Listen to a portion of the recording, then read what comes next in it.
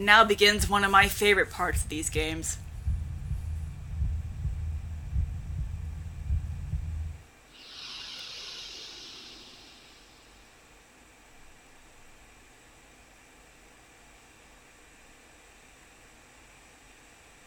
I feel like my body is being pulled down.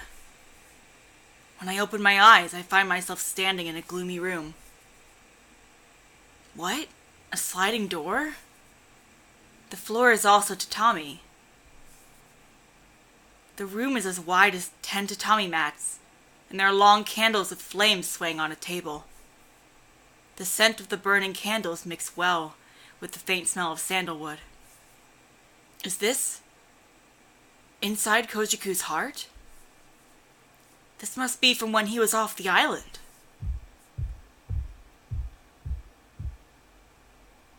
I reach out to open the sliding door in front of me.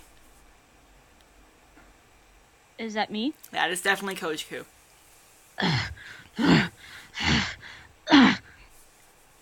Someone's voice. Oh, never mind. That was a woman. I was wrong. Belongs to a woman. I forgot. Sorry. I can hear her sobbing. Is she on the other side of this door? Ugh. I feel a little nervous and gently slide the door open. And on the other side of the door is the exact same room I was in. When I go inside, I feel something slithering up my knee.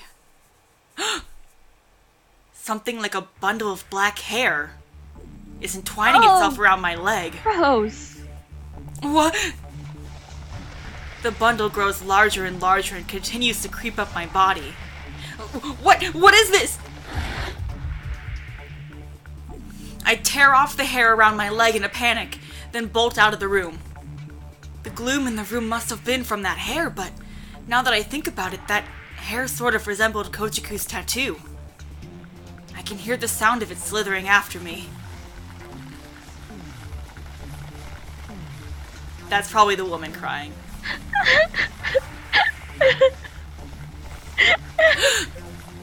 I can hear both the sound of Koujaku and the woman weeping. Okay, well, one of those was Koujaku. Whatever. Fine. Where? There's another sliding door. Is Koujaku over there? Shit! As if to make sure I'm not caught by the tattoo, I run over to a sliding door and violently jerk it open. The same room comes up again. From behind me, the tattoo is pursuing me. What is up with this place? I run over frantically and open another door. It's the same room again. Again! Again!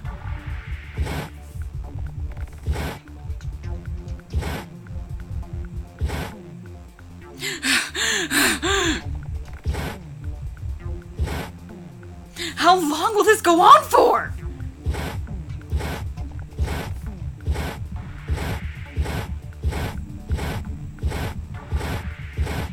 Well.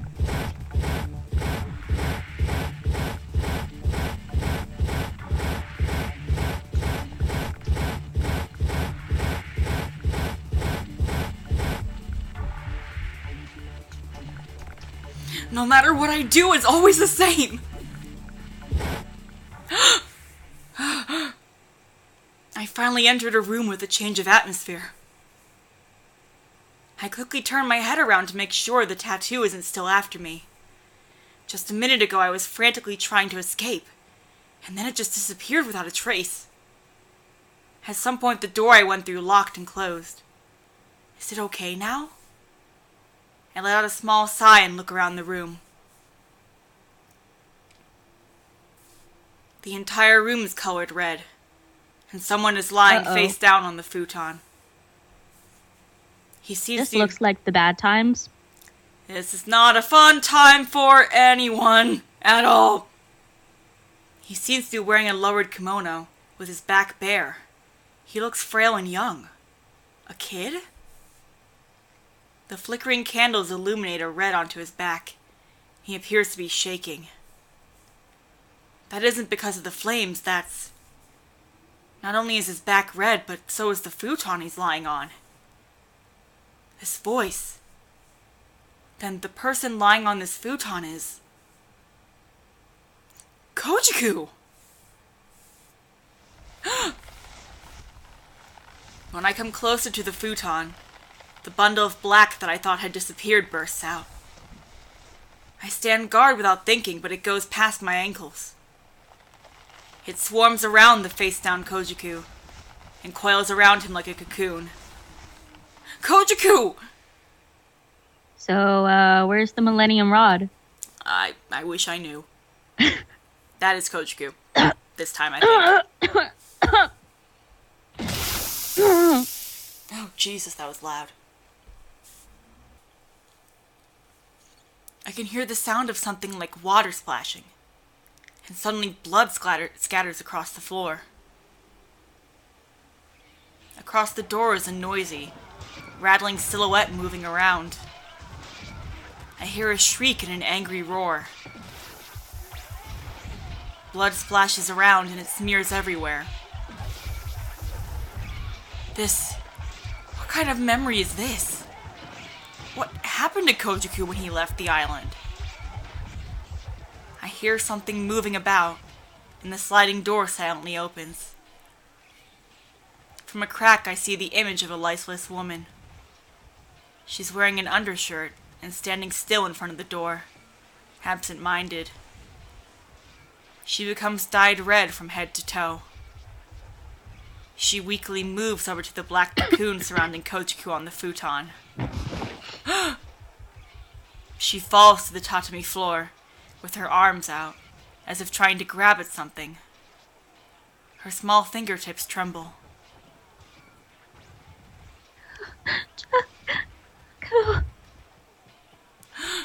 She was just saying Koujaku's... This woman, she's Koujaku's mother. I didn't notice because she looked so worn out.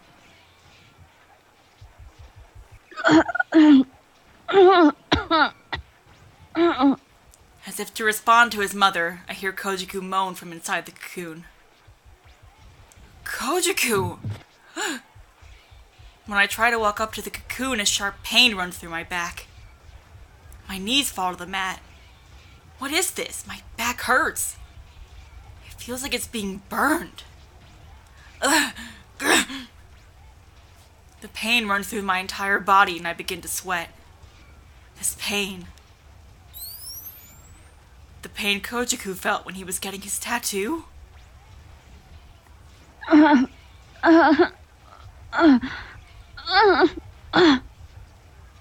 can hear Koujaku. I need to go. I need to go to him. Koujaku! I stand up to the pain in my back and stumble to my feet. I get closer to the cocoon and I tear at it with both hands. Ouch! Damn it! The sharp black cocoon scatters and burns away like paper. As I destroy the rest of the cocoon, I can soon see Koujaku's back. Koujaku, wake up! I reach my hand out to the bloodied back lying in front of me. When my fingertips touch him, the blood covering his back peels off like a jelly. Jesus. The clot of blood grows to the size of a person. I recognize the familiar shape. Ryuho. I can see the twisted smile on his fox-like face. This tattoo, this back, this spirit. Just like he said. No, Koujaku isn't something you own. Let go of Koujaku! Release Koujaku! I deliver a blow to the clot of blood that sounds like Ryuho, or looks like Ryuho. It bursts open and a sea of blood scatters out. I pay it no mind and move back to Koujaku, trying to wake him up. Koujaku! Suddenly my vision goes white. Even when I close my eye, the bright light is still just as painful. By the time you got here, it was already too late.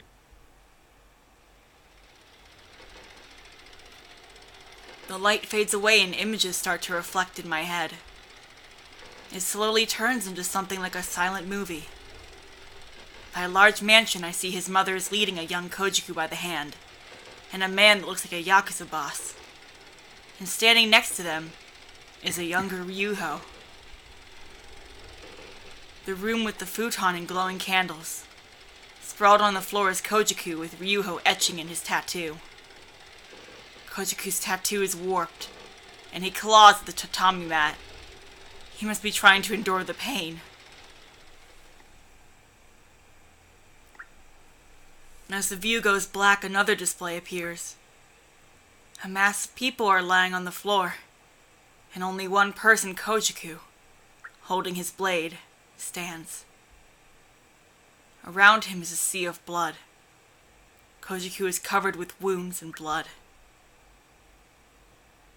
That was the day the tattoo was completed. Again, Koujaku's voice appears from nowhere. The pain from the needles grew stronger and stronger, and I couldn't take it anymore and lost consciousness. So when I woke up, all I could see was a sea of blood. The whole family was on the ground. I had not a clue what had just happened. The thing I couldn't believe was that my mother was there. I looked at my hands, and then my sword. I was all covered in blood. I had gone into a rage and hurt everyone, even though I was only some kid with a blade. I'm just gonna say something right now. Yeah? Warning for suicide attempt. Oh no.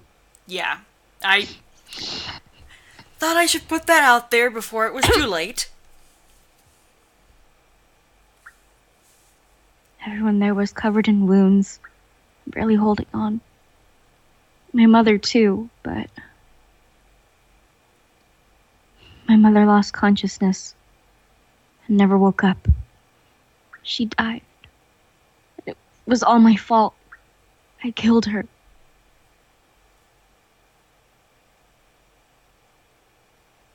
Koujaku! I return to the Japanese-style room, and Koujaku is standing in front of me. The tattoo is eating at him still, but the light is back in his eyes. But he looks miserable. I thought it was a lie when I came back. It was all a bad dream. But it wasn't. When I realized that, that's when I really went insane. I thought I'd go mad. That I should die too.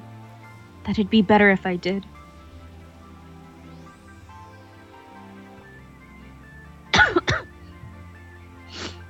I didn't think I deserved to live anymore for killing my mother. So I tried to kill myself with my sword. I thought that was the right thing to do. That's what I thought. Oh, I'm tearing up again. Oh. But I couldn't do it. No matter what, for some reason I thought of you. Koujaku's face warps, as if trying to endure the pain.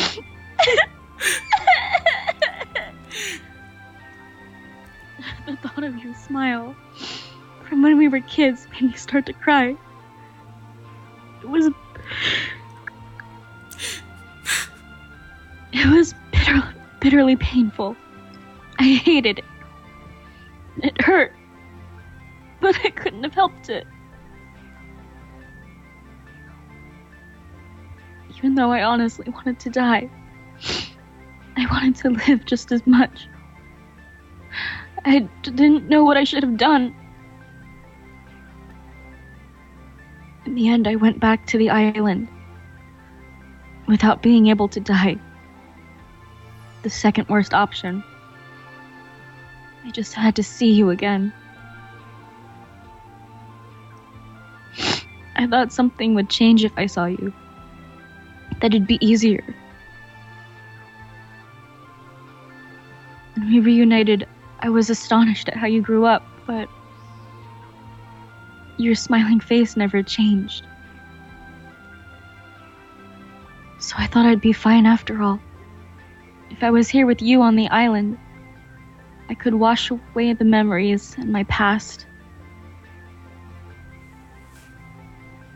But it was impossible. As much as I wished for peace, I suddenly remembered that day splattered in blood. That bastard. Staring. Even Ryuho showed up.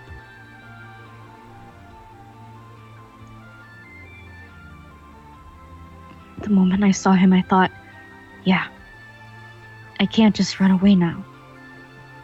I'd kill him, and then myself.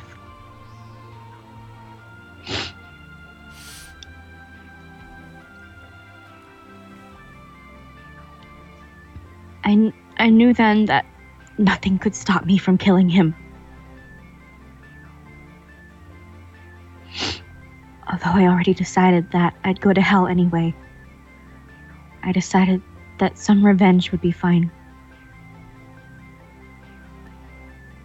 My wish to kill Ryuho was fulfilled.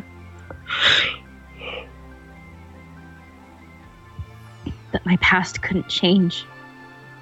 And this tattoo will never disappear.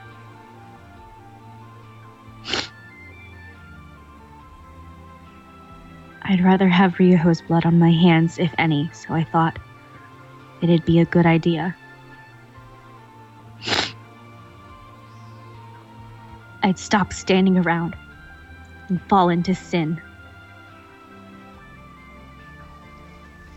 Koujaku hangs his head low as a clump of black begins to coil around his legs. Koujaku. This was Koujaku's real past. The part he left out when he spoke with me. No, he couldn't say it. How would you explain this kind of past? How would the other person react? Of course I'd worry, since Koujaku and I have such a deep relationship. Inside of me, I feel an intensely complicated feeling take over me. It can't be the shock from Koujaku's real past. How would I put it into words? I don't know. Such a heavy past, how could you have listened to what frivolous things people would say? Koujaku looks at me like he's given up on everything. A black tattoo crawls up his arms, even reaching his stomach. Koujaku accepts the tattoo eating at him. No. Koujaku has hurt countless people, and he even lost his mother because of it. But this isn't actually Koujaku's fault. It's the fault of the conspiracy between Ryuho and Toei with that tattoo. Even if I told that to Koujaku, he'd still never stop blaming himself. You can't change what you've done. It's all what happened. But I don't want to lose Koujaku. Be it because of my ego or anything else, I can't sit here and watch Koujaku die silently. Koujaku is still caged by Ryuho, his tattoo, his memories. His wounds are too deep. He even sheds blood now, and Koujaku can't handle it alone. If I leave him alone, it'll swallow him whole. So, before that happens, destroy. Destroy. Destroy him. All I can do with scrap is destroy. So I'll do just that. I'll destroy the wounds entrapping Koujaku. You can do that? Instead of destroying him, you destroy a part of him. The part that holds him back. I walk up to Koujaku and grab his shoulders with both of my hands. He slowly raises his head and looks at me with pitiful eyes. Koujaku, don't give in.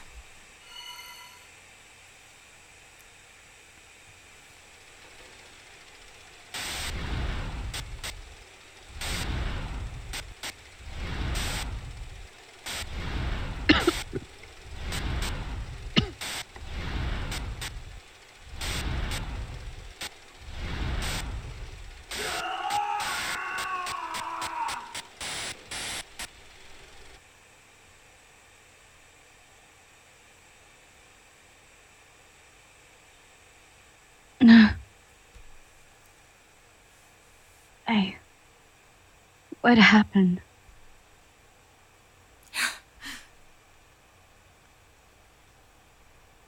Aoba, what's wrong? Were we saved? I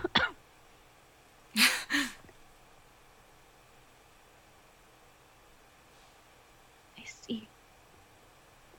So we're saved. It's over. That's good. You got into some trouble. Seriously. Sorry about that, Aoba. That's fine. No, really. If you weren't there, I might have died a long time ago, you know? The only thing that connects me to this world is you, Aoba.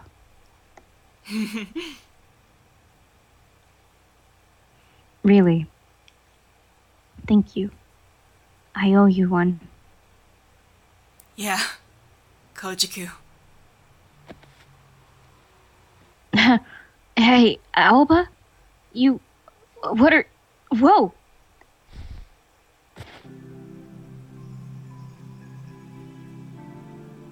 Ouch. Are you okay? What are you clinging onto me for?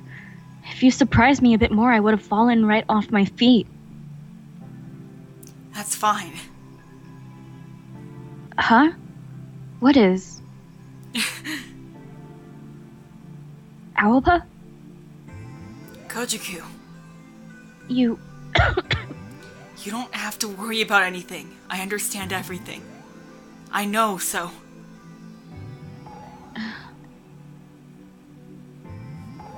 Is that so? Aww. It's weird. I feel so at ease with you. I'm really calm. It's like everything before was a lie.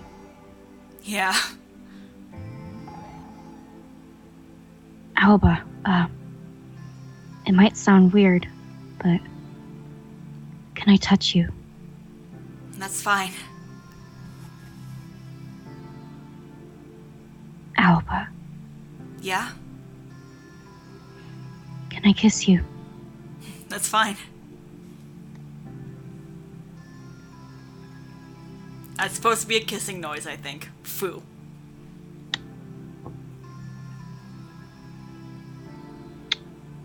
There. That's a better one. Aoba, That's fine. can I touch you some more? That's fine. Aoba, That's fine. That's fine. That's fine. That's fine. That's fine. That's fine. That's fine.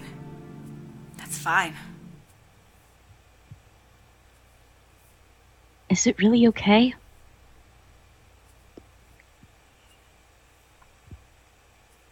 Oh boy, here we go. So, did you think we were safe? We're not safe. Not yet.